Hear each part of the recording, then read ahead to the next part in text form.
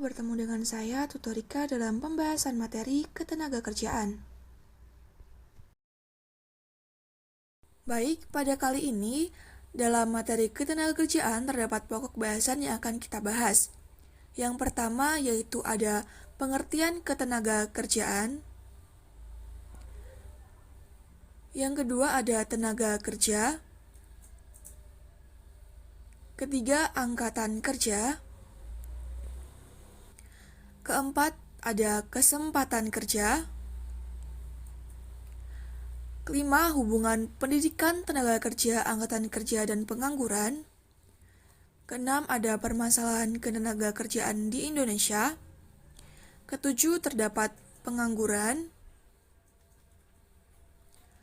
Dan yang terakhir, ada sistem upah.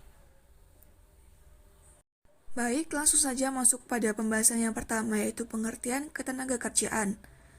Menurut Undang-Undang Republik Indonesia Nomor 13 Tahun 2003, ketenagakerjaan merupakan segala sesuatu yang berkaitan dengan pekerja atau buruh, baik menyangkut hal-hal yang ada sebelum masa kerja, yaitu kewajiban mengumumkan lowongan kerja dan pemagangan, atau selama masa kerja, yaitu perlindungan kerja, upah dan jaminan sosial, kesehatan keselamatan kerja, maupun sesudah masa kerja, yaitu pesangon dan pensiunan. Selanjutnya, kita akan bahas apa sih itu tenaga kerja. Untuk definisinya, menurut Undang-Undang Republik Indonesia Nomor 13 Tahun 2003 Bab 1 Pasal 1, tenaga kerja merupakan setiap orang yang mampu melakukan pekerjaan guna menghasilkan barang dan jasa, baik untuk memenuhi kebutuhan sendiri maupun masyarakat. Jenis-jenis tenaga kerja. Dalam tenaga kerja terdapat jenis-jenisnya. Yang pertama yaitu menurut sifatnya. Ada tenaga kerja jasmania, di mana merupakan tenaga kerja yang melakukan pekerjaannya menggunakan tenaga fisik. Contohnya adalah supir, montir, dan lain-lain. Dan tenaga kerja rohaniah, di mana merupakan tenaga kerja yang dalam pekerjaannya lebih banyak menggunakan proses pemikiran, gagasan, dan juga ide. Contoh dari tenaga kerja rohani adalah direktur, konsultan, dan manajer. Kedua, menurut kualitasnya, terdapat tenaga kerja terdidik, di mana tenaga kerja ini mempunyai pendidikan yang lebih tinggi sehingga ahli di bidangnya. Contohnya guru, dosen, dokter. Ada tenaga kerja terlatih, di mana memiliki keahlian dalam bidang tertentu karena pengalaman kerja. Contohnya montir, sopir, koki, dan lain-lain. Selanjutnya ada tenaga kerja tidak terlatih dan tidak terdidik, di mana tidak memerlukan pendidikan atau pelatihan tertentu untuk melakukan pekerjaannya. Contohnya tukang sapu, tukang becak, kuli bangunan, buruh, dan lain-lain. Ketiga, ada menurut fungsi pokok dalam perusahaan. Terdapat tenaga kerja bagian produksi, yaitu tenaga kerja yang bekerja dalam bagian produksi. Ada tenaga kerja bagian pemasaran, yaitu bagian pemasaran atau penjualan yang tugasnya mendistribusikan barang. Ada tenaga kerja umum dan administrasi, di mana berhubungan dengan personalian umum dan administrasi. Keempat, ada menurut hubungan dengan produk, di mana ada tenaga kerja langsung, terlibat pada proses produksi dan biayanya dikaitkan pada biaya produksi atau pada barang yang dihasilkan. Selanjutnya ada tenaga kerja tidak langsung, di mana tidak terlibat langsung pada proses produksi dan biayanya tidak pada operasional pabrik.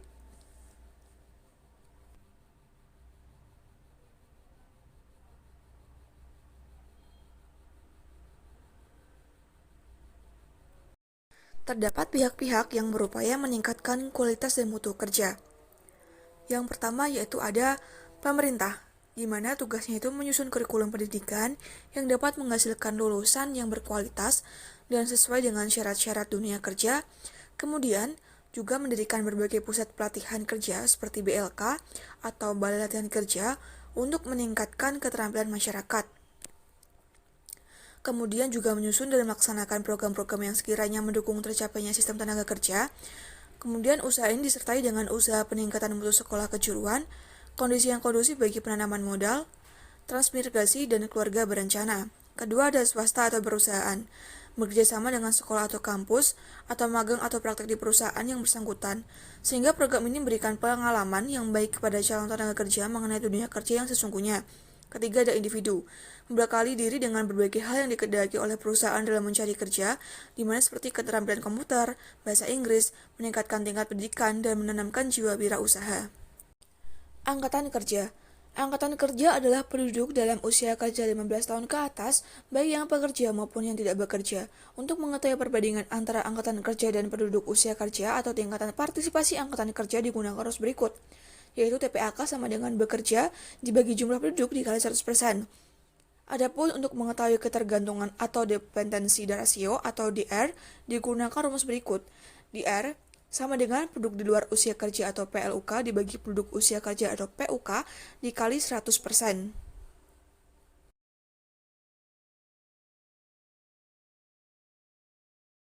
Kesempatan kerja. Kesempatan kerja adalah tersedianya lapangan kerja bagi angkatan kerja yang membutuhkan pekerjaan atau hubungan antara angkatan kerja dengan kemampuan penyerapan angkatan kerja. Kesempatan kerja di Indonesia dijamin dalam pasal 27 ayat 2 Undang-Undang Dasar 1945 yang berbunyi, tiap-tiap warga negara berhak atas pekerjaan dan penghidupan yang layak. Ada dua kelompok kesempatan kerja. Yang pertama, mereka yang bekerja penuh atau full employment, yaitu mereka yang sudah bekerja dan memenuhi syarat antara lain bekerja 40 jam kerja per minggu, memiliki upah minimum regional dan sesuai dengan latar belakang pendidikan atau keahlian. Yang kedua, mereka yang masih setengah menganggur, yaitu mereka yang bekerja di bawah jam kerja normal kurang dari 35 jam seminggu dan masih mencari pekerjaan atau masih bersedia menerima pekerjaan, dahulu disebut setengah pengangguran terpaksa. Termasuk dalam kategori setengah menganggur, misalnya seorang tenaga kerja lepas yang tidak ada kepastian jam kerjanya.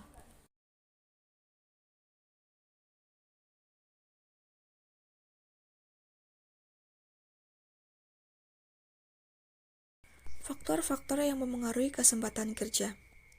Yang pertama ada usia tenaga kerja, kedua jumlah angkatan kerja yang tersedia, ketiga ekspor dan impor yang dilakukan, keempat kebijakan pajak yang dijalankan oleh pemerintah, kelima kerjasama dengan negara lain yang mampu menciptakan kesempatan kerja luar negeri, keenam tingkat pendidikan, pengetahuan, keterampilan dan keahlian, ketujuh lapangan kerja yang tersedia, 8 besarnya permintaan total masyarakat atau permintaan efektif, 9 kemampuan pemerintah, 10 besarnya investasi yang dilakukan.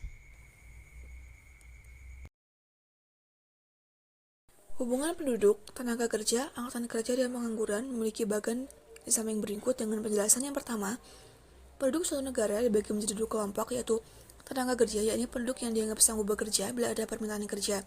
Mereka berusia antara 15 tahun sama dengan 64 tahun. Kedua, bukan tenaga kerja, yakni penduduk yang dianggap tidak mampu bekerja. Mereka penduduk yang berusia di bawah 15 tahun dan di atas 64 tahun. Contohnya adalah anak-anak dan lansia. Kedua, tenaga kerja dibagi menjadi dua kelompok. Yang pertama ada angkatan kerja, yakni kelompok tenaga kerja berusia 15 sampai dengan 64 tahun yang ingin bekerja. Mereka selalu berusaha mencari pekerjaan. Kedua, bukan angkatan kerja, yakni kelompok tenaga kerja yang tidak bersedia bekerja walaupun ada kesempatan kerja. Contohnya adalah pelajar, mahasiswa, dan ibu rumah tangga.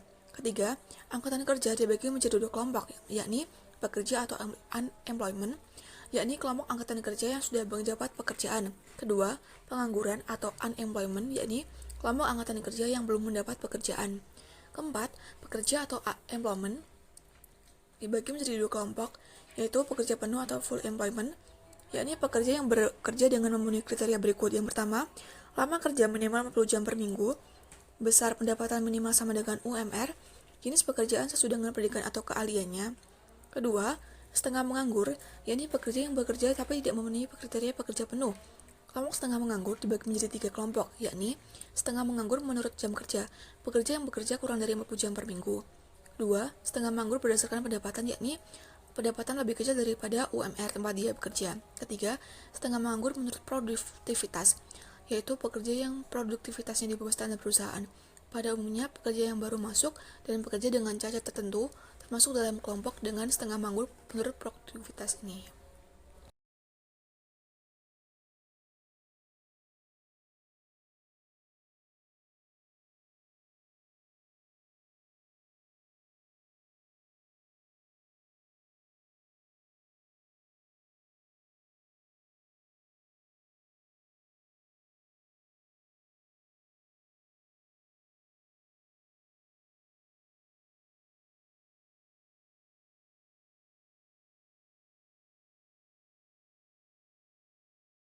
Oke, yang selanjutnya kita akan bahas mengenai permasalahan ketenagakerjaan di Indonesia.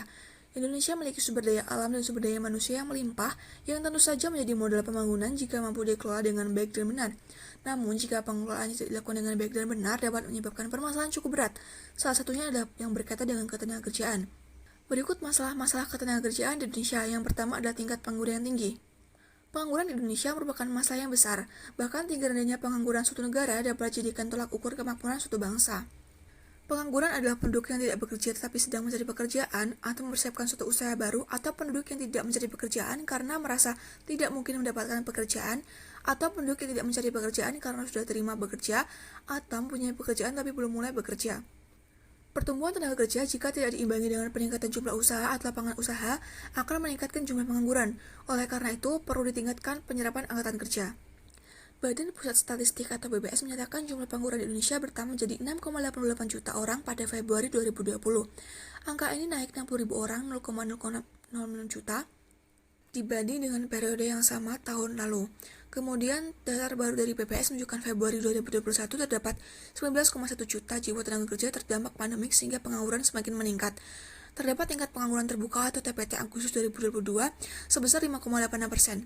Turun sebesar 0,63% poin dibandingkan dengan Agustus 2021. Terdapat 4,15 juta orang atau 1,94% penduduk usia kerja yang terdampak COVID-19. Kedua, jumlah angkatan kerja yang tinggi. Indonesia merupakan salah satu negara dengan jumlah penduduk terbesar di dunia. Makin tinggi jumlah penduduk, semakin tinggi pula angkatan kerjanya. Jika tidak diimbangi dengan lapangan kerja yang memadai, maka pengangguran akan bertambah sehingga tingkat kesejahteraan menurun. Jumlah angkatan kerja pada Februari 2020 sebanyak 137,91 juta orang, naik 1,73 juta orang dibanding Februari 2019. Berbeda dengan naiknya jumlah angkatan kerja, tingkat partisipasi angkatan kerja atau TPAK turun sebesar 0,15% poin. Jumlah angkatan kerja pada Februari 2022 sebanyak 144,01 juta orang, naik 4,20 juta orang dibanding Februari 2021. Tingkat partisipasi angkatan kerja atau TPAK naik sebesar 0,98% poin. 3. Rendahnya tingkat pendidikan dan keterampilan. Tingkat pendidikan yang rendah dan tidak sesuai keahlian dan keterampilan yang dimiliki pencari kerja dengan kualifikasi yang dibutuhkan perusahaan memicu rendahnya penyerapan tenaga kerja di Indonesia. Sebaliknya, tenaga kerja yang berpendidikan tinggi dan mempunyai banyak keterampilan dapat mengerjakan lebih banyak pekerjaan. Selain itu juga dapat berwirausaha atau menciptakan lapangan kerja sendiri. Beberapa dampak yang disebabkan oleh tingkat pendidikan dan keterampilan angkatan kerja rendah yaitu tingkat pengangguran bertambah naik, proses produksi barang atau jasa terhambat, tindak kriminalitas naik. Keempat, penyebaran angkatan kerja yang tidak merata. Sebagai negara kepulauan, Indonesia memiliki kurang lebih 17.000 pulau dengan kepadatan penduduk yang tidak merata. Sekitar 60% penduduk terpusat di Pulau Jawa. Hal tersebut menyebabkan pertumbuhan ekonomi dan kesejahteraan masyarakat tidak merata. Selain itu, penyebaran angkatan kerja juga tidak merata. Terlebih mereka yang memiliki latar belakang pendidikan tinggi akan berfokus pada daerah dengan kepadatan penduduk tinggi. 5. Perlindungan kesejahteraan tenaga kerja yang belum maksimal. Hal ini dapat dilihat dari standar upah yang belum memenuhi kebutuhan masyarakat, kondisi tempat kerja yang buruk, dan ketidakadilan dalam dunia kerja. Hal ini akan menyebabkan kesejahteraan dan motivasi tenaga kerja akan menurun. Beberapa faktor yang dapat mengaruhi kesejahteraan tenaga kerja adalah tingkat ekonomi masyarakat, stabilitas politik, serta iklim investasi yang akan mengaruhi terciptanya lapangan kerja baru dan pasar global yang akan mempertajam persaingan tenaga kerja. Dari permasalahan di atas, dapat beberapa upaya dilakukan untuk mengatasi permasalahan di atas. Yang pertama, meningkatkan kompetensi dan produktivitas tenaga kerja sebelum masuk ke pasar tenaga kerja. Kedua, pemerintah harus membuka lapangan kerja sebanyak mungkin untuk menampung tenaga kerja yang semakin meningkat. Ketiga, mendorong tumbuh kembangnya usaha-usaha mandiri atau industri rumah tangga. Keempat, pemerintah harus menerapkan kebijakan upah yang adil sehingga dapat meningkatkan kesejahteraan perekonomian tenaga kerja Indonesia. 5. Meningkatkan perlindungan tenaga kerja seperti penerapan norma kerja dan jaminan sosial tenaga kerja, dan yang terakhir meningkatkan kualitas pelayanan penempatan dan pemberdayaan tenaga kerja.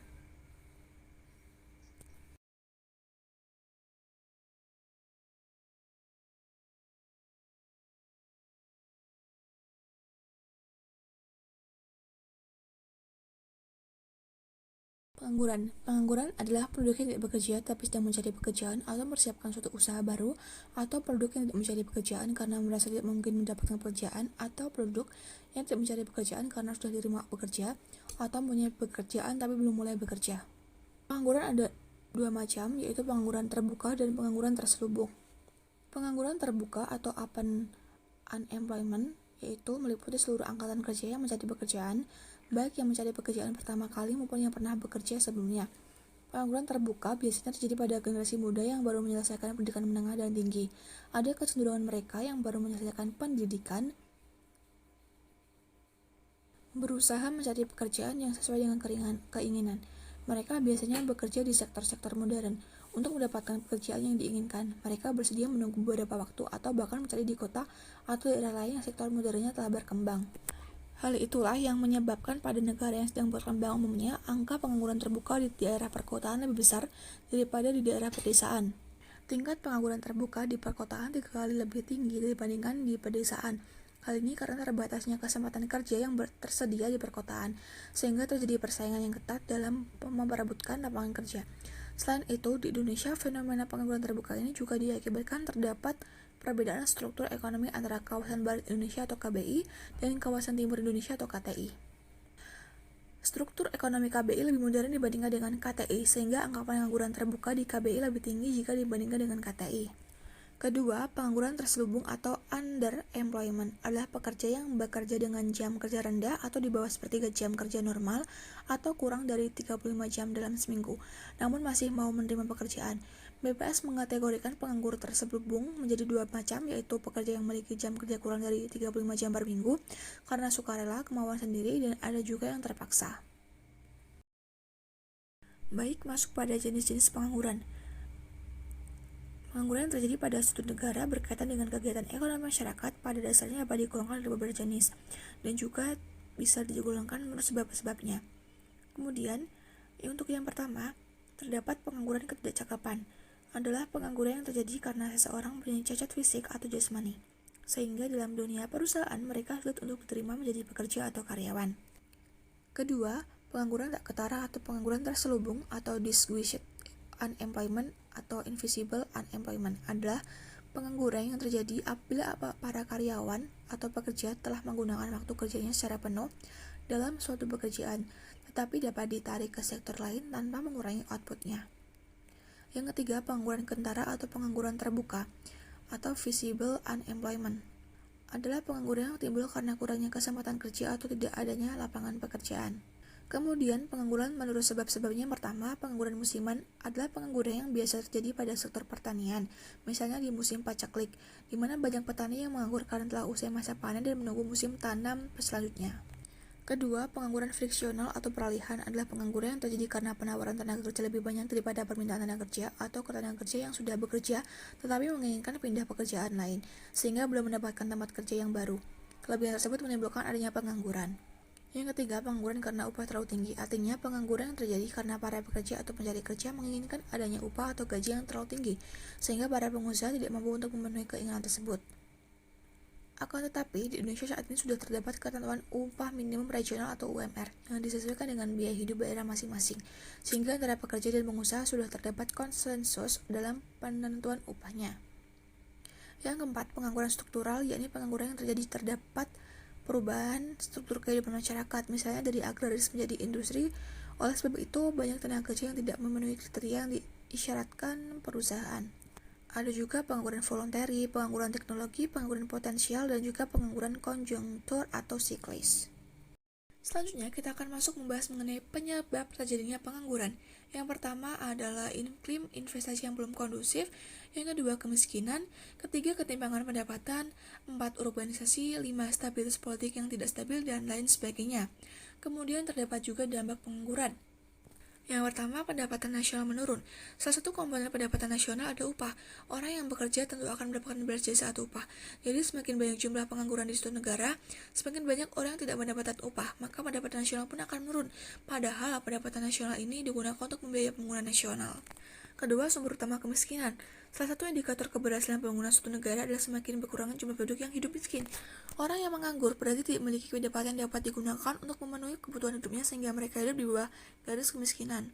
Seperti perumahan yang kurang layak, kesehatan dan gizi yang buruk, pendidikan yang minim atau tidak berpendidikan sama sekali, angka kematian bayi yang tinggi, dan harapan hidup yang relatif singkat. Kondisi yang demikian tentunya akan berpengaruh terhadap pelaksanaan pembangunan suatu negara. Ketiga, pemborosan sumber daya dan potensi yang ada jumlah pengangguran dan setengah penganggur yang tinggi merupakan pemborosan sumber daya dan potensi yang ada sebab kemampuan dimiliki oleh mereka seharusnya dapat menjadi sumbangsi yang besar bagi pelaksana pembangunan. Namun, yang terjadi justru sebaliknya, dengan menganggur berarti mereka tidak menghasilkan apapun. Keempat, dampak sosial lainnya yang ditimbulkan oleh pengangguran sehingga akan berpengaruh terhadap pelaksanaan pembangunan nasional, antara lain menjadi beban keluarga dan masyarakat, penghargaan diri yang rendah, kebebasan terbatas, mendorong peningkatan keresahan sosial dan kriminal, dan lain sebagainya.